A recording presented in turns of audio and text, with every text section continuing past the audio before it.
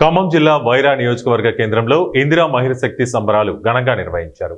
మహిళా శక్తి సంబరాల్లో వైరా ఎమ్మెల్యే మాలత్ రామదాస్ నాయక్, హస్తకళల చైర్మన్ నాయుడు సత్యనారాయణ, గిడ్డంగుల సంస్థల చైర్మన్ రాయల నాగేశ్వరరావు, జాయింట్ కలెక్టర్ శ్రీనివాసరెడ్డి ఖమ్మం జిల్లా వైరా నియోజకవర్గ కేంద్రంలో ఇందిరా మహిళా శక్తి సంబరాలు ఘనంగా నిర్వహించారు. మహిళా శక్తి సంబరాల్లో వైరా ఎమ్మెల్యే మాలత్ రామదాస్ నాయక్, హస్తకళల చైర్మన్ నాయుడు సత్యనారాయణ, గిడ్డంగుల సంస్థల చైర్మన్ రాయల నాగేశ్వరరావు, జాయింట్ కలెక్టర్ శ్రీనివాసరెడ్డి అతిథులుగా పాల్గొన్నారు. ఈ సందర్భంగా మహిళా శక్తి గ్రూపులకు ఎమ్మెల్యే రామదాస్ నాయక్ రుణాలు, రేషన్ కార్డులు, ఇందిరమ్మ ఇళ్లు పంపిణీ చేశారు. ఈ సందర్భంగా ఆయన మాట్లాడుతూ తెలంగాణ రాష్ట్ర ముఖ్యమంత్రి రేవంత్ రెడ్డి మహిళల సంక్షేమమే ధ్యేయంగా పనిచేస్తున్నారన్నారు. మహిళలకు పారిశ్రామికవేత్తలుగా, వ్యాపారస్తులుగా రాణించేందుకు మహిళా శక్తి గ్రూపుల ద్వారా రుణాలు అందించడం జరిగిందని తెలిపారు.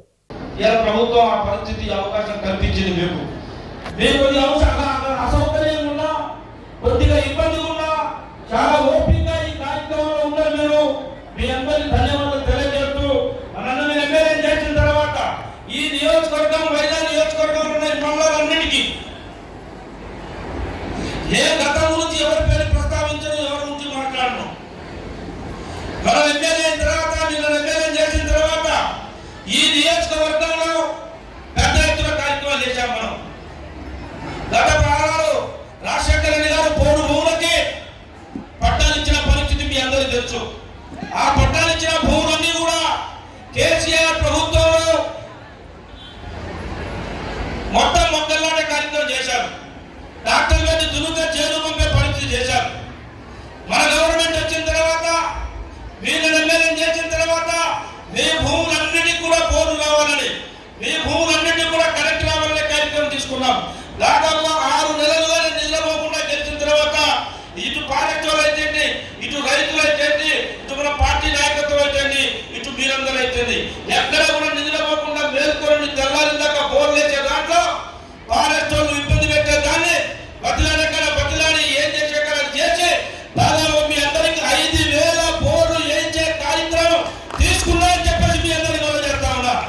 ఇవాళ 2 పంటలు పండుతూ ఉన్నాయి. మన కొడిచెల్ల, విక్రమ్ నగర్, రామలక్ష్మణ నగర్, రజమేలి నగర్ పోయి చూస్తూ ఉంటే 2 పంటలు వేసి ఇవన్నీ బోర్లు ఉండేయా, ఇవన్నీ చెట్లు పుట్టాలు ఉంటే ఇలా మీ దయవల్ల బోర్లు తెచ్చుకున్నాం, 2 పంటలు పండిస్తా ఉన్నాం అని చెప్పి చెప్తా ఉంటే సంతోషం అనిపించింది. ఆ సంతోషంలో మీ అందరినీ చెప్పుకుందామని ఇక్కడ కూర్చుంటే మొదలష్టప్పుడు కరెంటు తీసేశారు.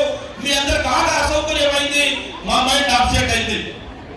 ఇవన్నీ మన్నించారు, మన్నించి కూడా క్షమించారు, క్షమించి కూడా ఓపికగా కూర్చున్నారు. కాబట్టి మీ అందరికి ఇంకోసారి దండం పెడతా ఉన్నా.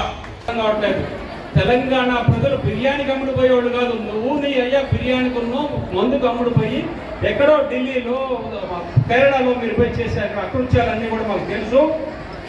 తెలంగాణ సమాజాన్ని కనుక మీరు కనుక చూపించినట్టయితే ప్రజలు మిమ్మల్ని నమ్మరు, ఇప్పటికీ అసహించుకుంటున్నారు. మీరు చేసినటువంటి స్కాములు ఈ రాష్ట్రాన్ని అతలాకుతలం చేస్తూ ఉన్నాయి. ఇవాళ కాళేశ్వరంలో 1,00,000 కోట్ల రూపాయలు దారి దోపిడీ చేసి మీరు ఇంకా పైన తగ్గుతున్నామా అని రేవంత్ రెడ్డి గారిని ఇష్టం వచ్చినట్టు మాట్లాడుతున్నారు. బిడ్డ మీరు గుర్తుంచుకోండి, మా ముఖ్యమంత్రి గారికి ఒక మాట ఉన్నా కూడా మేము సహించాం. శిశుపాలుడి కనుక ఛాన్స్ ఇచ్చినట్టు కేటీఆర్కి మా రేవంత్ రెడ్డి గారు ఛాన్స్ ఇస్తున్నాడు.